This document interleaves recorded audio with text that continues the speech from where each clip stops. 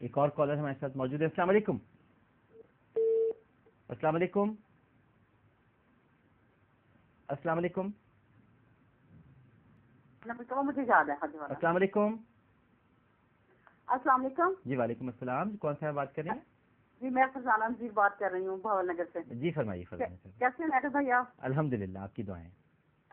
بس میرے 2 بچے ہیں، شاہد نذیر فیصل نذیر. نا بڑی بس ایک انہونی جسے کہتے ہیں اس میں پھنس گئے تھے. بڑے بیٹے کو تو سزائے موت ہو گئی تھی، اللہ کی کرم سے نا وہ اس کو 10 سال ہو گئی ہے سزا نا. اچھا جی. تو میں اپنے بچوں کے لیے بھی دعا کروانا چاہ رہی تھی. میرا ایک بیٹا اور بہو وہ بھی حج کے لیے گئے ہوئے ہیں. اچھا جی. تو آپ کے ساتھ اتنی بڑی بڑی ہستیاں بیٹھی ہیں، سب سے جو دعا مانگیں جی ضرور کہ اللہ تعالیٰ میرے بچوں کی یہ پریشانی ہے وہ دور کر دے. ضرور. اور ایک اور دعا تھی کہ حج جو ہے جس میں استطاعت ہو وہ زندگی میں ایک بار کر لے، اگر اس کے بعد استطاعت ہو تو کیا وہ بار بار بھی کر سکتا ہے؟ ٹھیک ہے بالکل صحیح. استطاعت کے بعد تو علامہ صاحب نے فرمایا کہ زندگی میں ایک ہی بار ہے، لیکن اگر استطاعت ہے تو کیا بار بار کر لیں حج؟ بسم اللہ الرحمن الرحیم. الحمدللہ رب العالمین وصلی اللہ علی سیدنا و نبینا بالقاسم محمد وآلہ الطیبین الطاہرین المعصومین. جیسا کہ ہمارے محترم ڈاکٹر صاحب فرما رہے تھے، حج استطاعت ہونے کی صورت میں واجب تو ایک ہی مرتبہ ہے، لیکن مستحب ہر سال ہے. اسی لیے ہمارے علم تحریم کے معمولات میں تھا کہ وہ ہر سال حج کے لیے تشریف لیا کرتے. حتیٰ کہ امام حسن مجتبیٰ علیہ السلام نواز رسول نے 20 سال متواتر پیدل حج کی ہے. مدینہ منورہ سے روانہ ہوتے تھے مکہ مکرمہ اور پیدل حج کی سعادت حاصل کرتے تھے. تو اس لحاظ سے یہ ایک اہم ترین عبادت ہے بندگان خدا کے لیے. اور عرفات کے میدان میں حاضری کا جو لطف ہے وہ بالکل سب سے منفرد ہے.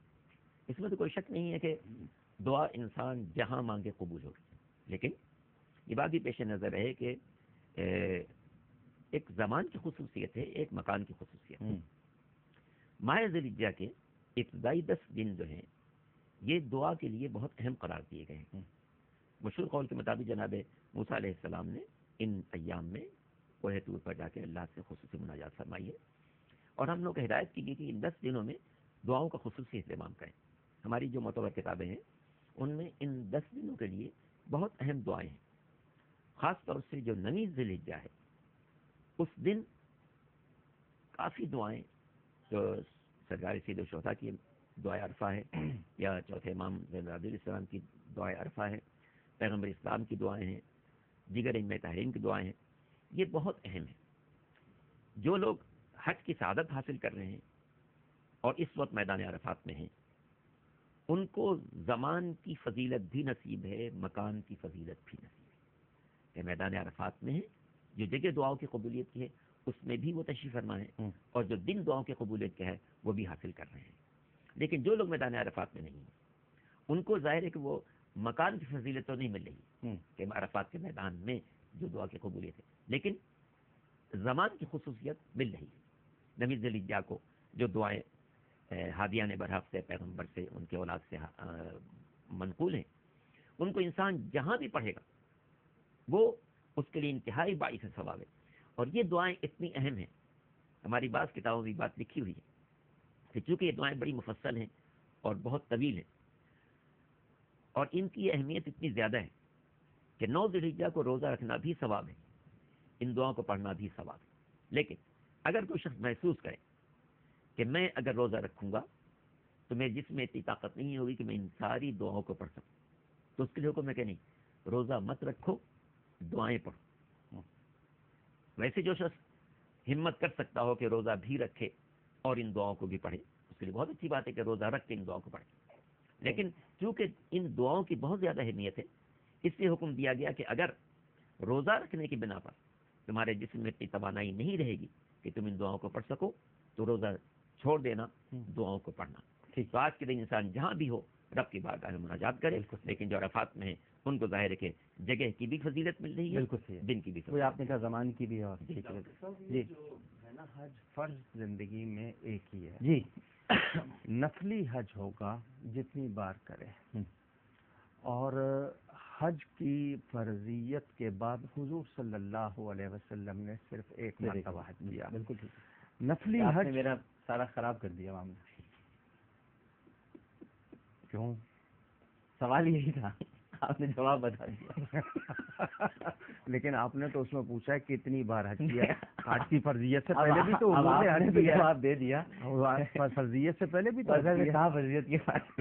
چلیے آپ بیان کیجیے. اچھا آپ جواب دے دیا. جی جی چلے مجھے ٹکٹ مل جائے گا. آپ کے لیے سر آنکھوں بھی کیا بات کر دیا آپ نے. جی وہ یہ کہنا چاہتا تھا میں کہ بلا شبہ ایک شخص کے پاس استطاعت ہے, وہ صرف سال میں ایک مرتبہ حاجی نہیں 4 مرتبہ عمرہ بھی کر سکتا ہے. میں یا دنیا کا کوئی مفتی روک نہیں سکتا. ٹھیک ہے. لیکن اس کو اتنا کہیں گے کہ ہو سکے تو ایسے کام بھی کر لے جن سے سمجھ گیا. زیادہ فائدہ. بے شک بالکل ٹھیک ہے. مثلاً اگر وہ جاتا ہے حج پہ, میں اس کو روکوں گا نہیں. وہ کہے گا کہ جی میں امداد بھی کروں گا غریب کی, پھر بھی حج کروں گا. میں کہوں گا ضرور کریں, مگر کچھ نیکیاں ایسی ہیں جن کا ثواب نفلی حج سے بھی زیادہ ہے. جیسا کہ مثلاً میں نے کسی مستحق کے لیے ایسا انتظام کر دیا جو صدقہ جاریہ ہے, شادی کرا دی غریب کی, کسی کی خوراک کا انتظام کر دیا, کسی کی تعلیم کے خرچ دے دیے, کسی کا علاج کرا دیا, کنواں بنوا دیا میں نے, کہیں اور ضرورت پوری کر دی. یعنی میں کسی کے کام آ گیا, لیکن اس کے باوجود وہ کہتا ہے میرے پاس ابھی بھی استطاعت, میں جاؤں گا, میں روکوں گا نہیں. صحیح ہے. ٹھیک ہے. کیونکہ اس جگہ سے روکنا تو ہمارے بس کی بات نہیں, نہ ہم روک سکتے ہیں, نہ روکنا چاہیے. لیکن اگر صرف وہ چاہتا ہے اللہ کی رضا تو اس چیز کو بھی پیش نظر رکھے. بالکل ٹھیک ہے. بالکل صحیح. السلام علیکم. وعلیکم السلام ورحمۃ اللہ وبرکاتہ. جی کون سا بات کریں؟ صاحب بہت اچھے ٹرانسمیشن پیش کر رہے ہیں اور بہت علمی اور معلوماتی سوالات ہمارے تک پہنچ رہے ہیں, اس کے جوابات. ڈاکٹر صاحب میرا ایک سوال یہ ہے کہ حج کے دوران کافی سارے معلم حضرات ایک دن پہلے ہی شام میں رات میں حاجی حضرات کو جو ہے منی لے جاتے ہیں, اس وجہ سے کہ وہاں رش ہوتا ہے تو ایک دن پہلے ہی لے جا کے ٹھہر دیتے. کیا یہ صحیح ہے یا نہیں؟ جبکہ کیونکہ مینا میں تو ہمیں غروب آفتاب سے پہلے پہنچنا ہے, اس سے بہتر یہ نہیں کہ آپ باقی ٹائم جو ہے اگر آپ مدینے میں تو مسجد نبوی میں اور کعبۃ اللہ کے اندر گزارے. نہیں, مسجد نبوی میں تو خیر مشکل ہو جائے گی کیونکہ وہاں سے نکلتے کیونکہ وہاں پتہ نا آپ کو کہ وہ پھر وہ بند بھی کر دیتے ہیں راستے. لیکن آپ کعبۃ اللہ سے ضرور یہ پوچھنا چاہیں تو پوچھ سکتے ہیں سوال. یہی پوچھنا تھا میں نے کہ اس سے بہتر یہ نہیں کہ کعبۃ اللہ میں وہ گزار کے اور اگلے دن حج والے دن صبح مینا پہنچا جائے. جی بہتر. اور کوئی سوال تو نہیں آپ کا؟ نہیں. جی بہتر. علامہ صاحب ان دوست نے شاید غور نہیں کیا حدود حرم. جی شاید ان کی معلومات میں نہیں ہے. یہ حجر اسود جب آیا تھا قبضۃ الید, مٹھی میں آ جانے والا, آج کل تو ٹکڑے لگے ہوئے ہیں اس کے, اس کی روشنی جہاں تک گئی تھی وہ حدود حرم کہلائی. وہ 9 میل ہے اگر ہم ویسے دیکھیں, اور ویسے حدود حرم وہ تو تقسیم کی ہوئی ہے. تو حدود حرم میں ایک نیکی کا ثواب 1,00,000. بے شک دیکھی ایک ہی ہوگی, ثواب 1,00,000. کوئی یہ نہ سمجھے کہ 1 رکعت پڑھی ہے تو 1,00,000 رکعت پڑھی ہے, ثواب. تو ان کا یہ کہنا کہ وہ اگر وہاں کعبۃ اللہ میں رہیں تو بھائی وہ کعبۃ اللہ ہی, آپ اسی حرم کی حدود میں ہیں, اور پھر یہ جو کہہ رہے ہیں مغرب تک پہنچنا نہیں ہے زوال کے وقت تک, تو یاد رہے کہ اگر اس طرح انتظامات نہ ہوں تو کیسے ہوگا. بلکہ وہاں جا کے بھی ان کے لیے کیا ہے, عبادت ہی کرنا ہے اور احرام کی پابندی میں ہے وہ. تو اگر پہلے جاتے ہیں کوئی حرج نہیں. ہاں وہ لیلۃ الترویہ آپ بھلے مکہ میں ہوٹل میں گزاریں یا آپ مینا میں گزاریں, آپ کے لیے وہ سوچ بچار کی جائزے کی رات ہے. ٹھیک. اچھا لیکن ایک اور بتا دیجیے, تو آپ نے بہت اچھی وضاحت کر دی. عرفات کے لیے عشاء کے فوراً بعد نکال دیتے ہیں, وہ صحیح ہے؟ سنت تو یہ ہے کہ صبح فجر پڑھ کے نکلیں, لیکن اگر ان کو یہ ہے کہ جی تمام کو نہیں جا سکتے جی ٹھیک ہے, کیونکہ اس دن مقامی لوگوں کا بھی ایک ہی دن کا حج ہوتا ہے جو مکہ کے رہنے والے ہیں, تو وہ بھی شامل ہوتے ہیں. تو سڑکیں کم ہیں, سواریاں تو یہ سہولت کے مطابق پھر یہ کیا گیا تو کوئی اس میں بری بات نہیں. اتنا بھی نہ ہو کہ بہت جلدی ہو جائے. ٹھیک ہے, بالکل صحیح ہے. یعنی یہ دیکھ لیا جائے کہ اتنا زیادہ رش تو نہیں ہو رہا ہے, تو جتنی زیادہ تاخیر کر سکیں. بالکل ٹھیک, بالکل صحیح. السلام علیکم. السلام علیکم. جی کون صاحب بات کریں؟ میں بلقیس بات کر رہی ہوں دبئی سے. جی بلقیس صاحبہ فرمائیے. میں آپ کے بیٹا میرے پڑوسی ہو, میں آپ کے چاچا کو بھی جانتی ہوں اور آپ کی امی سے بھی اچھے سے واقف ہوں. کہاں پڑوسی رہا ہوں میں آپ کا؟ ہماری پڑوسی تھی. کہاں پڑوسی؟ تو میں یہ پوچھنا چاہ رہی ہوں بیٹا کہ میں نے یہ تو بتائیے مرتبہ عمرہ کیا ہے. اچھا چلیں، میں یہ پوچھ رہا تھا آپ سے کہ میں پڑوسی کہاں پر رہا ہوں آپ کا، یہ خداداد کالونی میں یا خداداد کالونی میں؟ اچھا اچھا جی بالکل ٹھیک ہے، صحیح ہے، پوچھیے آپ، سوال کیجیے آپ. پیچھے ہمارا سامنے گھر تھا آپ کا، پیچھے ہمارا 54 نمبر گھر تھا. اچھا صحیح ہے، تو ہمارے 821 تھا، صحیح ہے بالکل ٹھیک ہے. ہاں تو اب میں یہ پوچھنا چاہ رہی ہوں کہ مطلب میں نے عمرہ تو 6-7 دفعہ کیا ہے، لیکن اب اتنا نہیں ہے کہ میں حج کر سکوں. ہم لوگ دبئی میں مقیم ہیں، دبئی میں رہتی ہوں، لیکن اب کسی نے یہ کہا ہے کہ حج بھی ضروری ہو گیا آپ پر.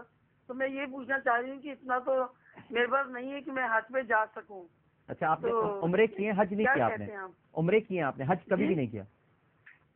بس حج نہیں کر سکی، عمرے بہت مرتبہ کیے، 6-7 دفعہ عمرہ میں نے کیا ہے. ٹھیک ہے. تو اب پیسے بہت زیادہ ہو گئے، یعنی حج کے بہت زیادہ پیسے لگ رہے ہیں نا، تو ابھی اتنی ہماری گنجائش نہیں ہے. تو میں یہ پوچھنا چاہ رہی ہوں کہ اب یہ فرض ہے مجھ پر؟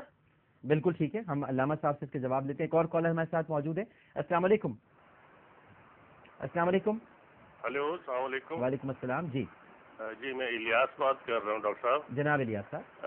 حضرت سوال یہ تھا کہ ایک قربانی کی گائے تو ہم لے آیا ہوں میں، لیکن اس کے 7 حصے نہیں بن رہے، ٹوٹل مطلب حصے اس کے ساتھ مکمل نہیں ہو رہے. تو کیا یہ 2 یا 3 لوگ گائے میں تو ہے نا یہ قربانی کر سکتے ہیں؟ ٹھیک ہے، مطلب آپ یہ پوچھنا چاہ رہے ہیں کہ اب گھر میں 2-3 لوگ ہیں تو باقی، اچھا اب آپ یہ پوچھنا چاہ رہے ہیں کہ باقی حصوں کا کیا کیا جائے، یہ بھی سوال ہے. جی بالکل ٹھیک ہے، بالکل صحیح ہے.